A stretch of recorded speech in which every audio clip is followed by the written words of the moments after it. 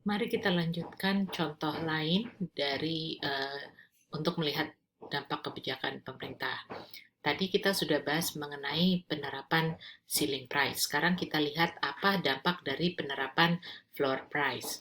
Um, Seperti kita ketahui bahwa floor price adalah penerapan kebijakan di atas harga equilibrium. Nah, eh, penetapan harga di atas equilibrium ini tentunya akan yang lebih senang adalah produsen karena sekarang ada produsen-produsen yang dapat menikmati harga lebih tinggi daripada biaya produksinya, sehingga produsen akan menaikkan harganya. Tetapi di sisi konsumen, kenaikan harga berarti lebih mahal, mereka menurunkan konsumsinya. Terjadilah surplus penawaran atau kita sering sebut sebagai excess supply. Nah, bagaimana dampaknya terhadap consumer surplus dan producer surplus? Pertama, kita lihat bahwa semula A dan B adalah area consumer surplus. Namun ketika harga naik, maka consumer surplus akan rugi sebesar saya sebaiknya menuliskan di sini. Consumer surplus rugi sebesar minus A dan minus B. Kemudian untuk producer surplus itu dia semula ada di area segitiga ini, tapi karena harga naik, maka A yang semula milik consumer surplus sekarang menjadi producer surplus. Dan karena ada harga naik, ada konsumen yang menurunkan permintaannya, maka C ini menjadi area penurunan dari producer surplus.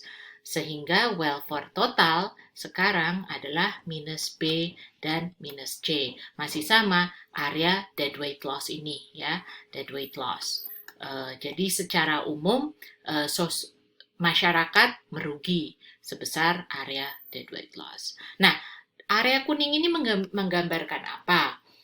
Ceritanya, kalau ternyata harga tinggi menyebabkan produsen salah ekspektasi sehingga mereka menaikkan outputnya berproduksi, itu akibatnya barang yang tersedia di pasar lebih banyak, tetapi yang membeli lebih sedikit. Artinya ada sebesar Q3 sampai Q2 yang tidak laku.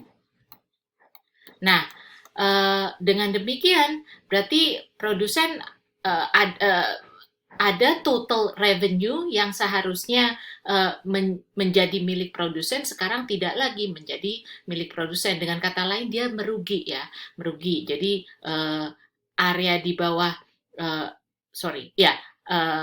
area kuning ini adalah area kerugian yang diderita oleh produsen karena tidak laku barangnya. Akibatnya jika memang ada salah ekspektasi ini, tentu kerugian yang dialami oleh society akan lebih besar. Selain area B-C adalah area D ini. Jadi kerugian bagi masyarakat, cost to the society adalah minus B, minus C, dan minus D. Negatif ini menandakan dia rugi atau negatif B plus C plus D.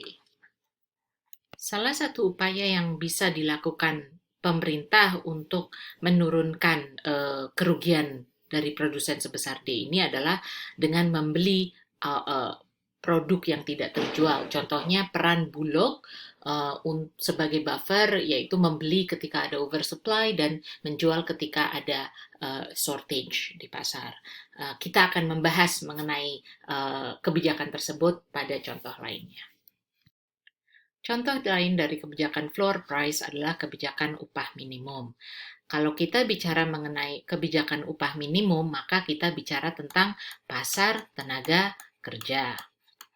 Jadi, dalam pasar tenaga kerja, supply adalah dari pemilik faktor produksi alias dari tenaga kerjanya sendiri. Dan permintaan berasal dari perusahaan yang mempekerjakan para tenaga kerja. Kebijakan upah minimum menciptakan pengangguran. Kenapa? Karena dengan upah yang lebih tinggi, maka lebih banyak tenaga kerja yang masuk ke pasar tenaga kerja alias penawaran terhadap tenaga kerja meningkat. Tetapi kemauan perusahaan untuk mengkonsumsi tenaga kerja mengkonsumsi dalam tanda kutip itu turun. Akibatnya permintaan lebih kecil daripada penawaran, terciptalah excess supply sama dengan yang tadi, dan excess supply itu tercipta dalam bentuk pengangguran. Dampak terhadap masyarakat kurang lebih seperti yang tadi, di mana area kuning ini masuk area yang saya arsir ini masuk sebagai area biaya bagi masyarakat.